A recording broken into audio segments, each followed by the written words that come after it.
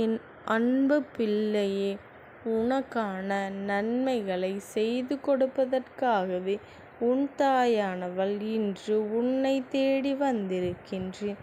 என் குழந்தையே, நீ உண்மையாக உயிராக மதித்து நேசிக்கின்ற ஒரு உறவு உன்னிடம் 24 மணி நேரத்திற்குள் உனக்கு ஃபோன் செய்து பேசப்போகின்றார்கள். என் குழந்தையே, என்னவரை நான் பிரிந்து மிகவும் வருத்தத்தில் இருக்கின்றேன்.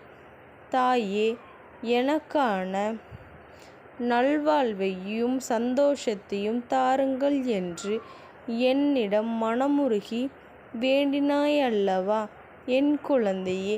அதனால்தான் இந்த தாயானவள் நான் உனக்கு ஒரு நல்ல செய்தியைத்தான் கொண்டு வரவே இங்கு வந்துள்ளேன். என் குழந்தையே, இந்த தாயானவள் உன் வாழ்க்கையில் மிகவும் வெறுத்து போயிருக்கின்றது. எனக்கான சோதனை காலம் இப்பொழுது நடந்து கொண்டே இருக்கின்றது. எனக்கென்று ஒரு விடிவு காலம் வராதா? என்னவரை நான் எப்பொழுதுதான் சந்திப்பேன் என என்னிடம் என் குழந்தை நீ மனமுருகி வேண்டினாயல்லவா? அதனால்தான் உன் தாயானவள் உனக்காக மனமிறங்கி வந்துவிட்டேன். என் குழந்தையே, இன்னும் 24 மணி நேரத்தில் நீ விரும்பியவர், உனக்கானவர் உன்னிடம் பேச வேண்டும் என்று அலைபேசியில் அழைக்கப் போகின்றார். அந்த காலை நீ உடனடியாக எடுத்து பேச வேண்டும். என் குழந்தையே, அவர் பேச வரும்பொழுது நீயும் பேசிவிடு. என் குழந்தையே, முன்பு நடந்த மனக்கசப்புகளை மனதில் வைத்து கொண்டு பேசாமல் இருக்காதே. நிச்சயம் எல்லாம் ஒரு நாள் மாறும்.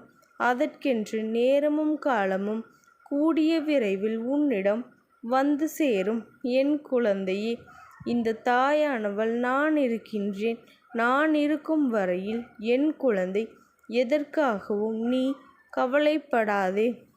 இந்த தாயானவள் உன்னருகிலே அமர்ந்து உனக்கான நல்ல வழியையும் நல்ல பாதுகாப்பையும் நான் உனக்கு கொடுத்து கொண்டே இருப்பேன்.